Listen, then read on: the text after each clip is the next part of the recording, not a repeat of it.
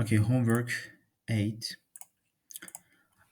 This question asks for a simulation between a deterministic Q automata and a Turing machine. Uh, this aims to show that every DQA can perform the same operations as a Turing machine. Let's again, this aims to show that every DQA can perform the same operations as a Turing machine. Now we will explain step by step. Firstly, let's say the features of DQA. What is the DQA? What is the features of DQA? Uh, it uses a queue structure. It uses queue structure, and symbols can only be written to the left end of the queue. Let's imagine this is our queue, and we can only be written to the left end of the queue. This is a push operation. Yes, this is a push operation. This is end of the queue. If we want to add a new symbols, we can add uh, to the left of the queue. This is a push operation. And pull operation is symbols can only be read and removed from the right end of the queue. This is a pull operation. We can add symbols left of the queue, and we can remove from the right end of the queue. This is a pull operation. Okay, the input is stored on a separate read-only input tape, which can only move to the right. A blank symbol at the end of the input indicates the end of the input. Okay, now let's explain the features of the Turing machine. It uses an infinite tap. We said in the DQA, DQA is uses the queue structure, but Turing machine is uses the infinite tab, infinite tape, infinite tape. Okay, the tape supports reading, writing, and moving the heat both left and right. It can compute all computable functions. Our goal is to show that every step of DQA can be simulated by a Turing machine, proving that DQA's computational power is no greater than Turing machines. Okay, let's simulation of DQA using a Turing machine to simulate the behavior of DQA using a Turing machine. Now we follow some steps. Is step one representing the queue on the top. Uh, we use the Turing machine's tab to represent the DQA's queue, and symbols in the queue are stored sequentially on the Turing machine's tape in reverse order. For example, Our queue contains symbols A, B, and C on the tape C, B, A. This is a reverse here. Okay. Uh, Stored in the reverse because the last added element is stored furthest to the left okay. Now step 2, simulating the push operation.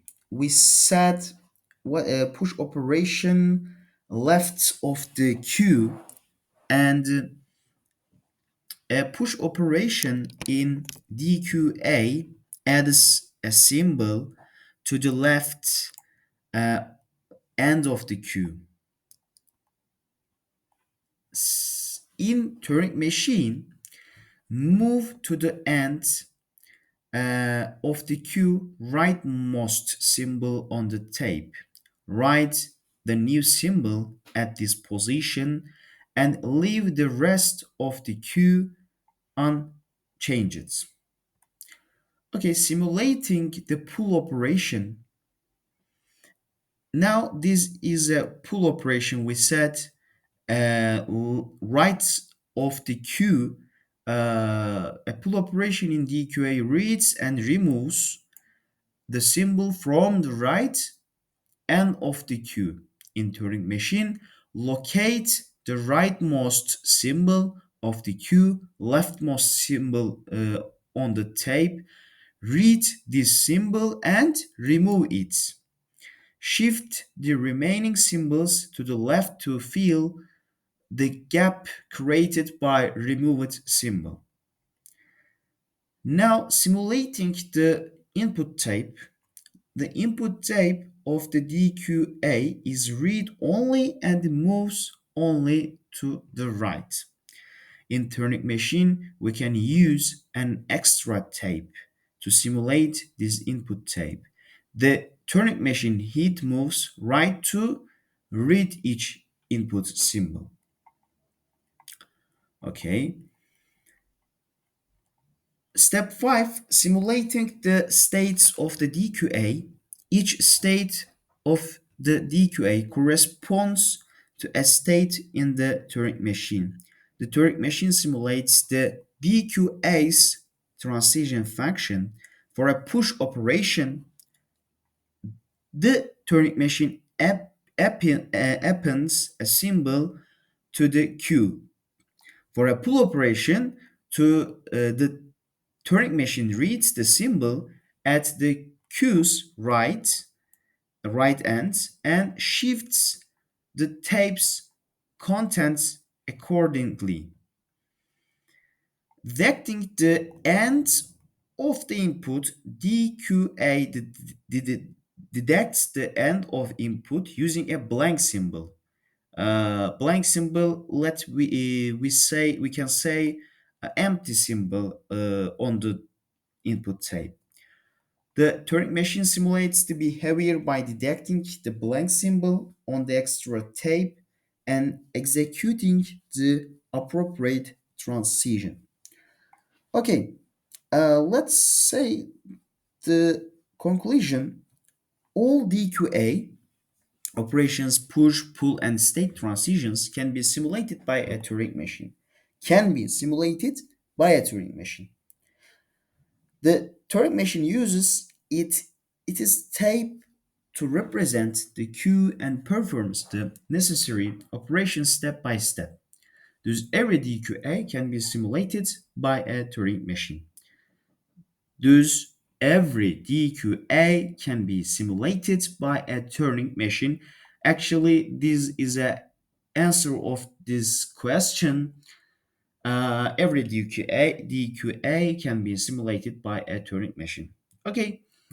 Uh, s- Briefly, these steps demonstrate that a Turing machine can simulate a DQA. Yes, Turing machine can simulate a DQA, and the flexibility of the Turing machine's tape allows to represent and manipulate the Q structure used by the DQA. Therefore, a DQA is computationally equivalent to a Turing machine. Okay, let's give an example. AN, BN, and CN, and uh, in here, A input number of input A's and B's and C's are equals, and uh, our example scenario is A, A, B, B, C, C. These numbers are equals. Let's imagine our Q is if we want to uh, add to left of the Q, let's adding A, and we can add uh, other A left of the Q, and now we can pass to B, and in here we will do a pull operation. Here we removed A right of the Q and adding B left of the Q, and the other B again we removed left of the Q and we removed A, and we push B uh, left of the Q, and we pass this to C, and again now our new Q is like this, and we can push the C operate symbols and remove the B and remove right of the Q and push the C left of the Q, and the other C is remove the B and adding or pushing the C left of the Q, C, C. Uh, Actually, our symbols uh, A, A, B, B, C, C. Our this is a accepting order, accepting operation order. But if we write A, B, C, C, this is rejected because there is one B here. There is two A and there is two C. This is a rejected, this is a accepting, and this example how DQA is work. Uh, we can show that in here. This is an example of the this is example for this question. Okay, this is enough for today. Thank you.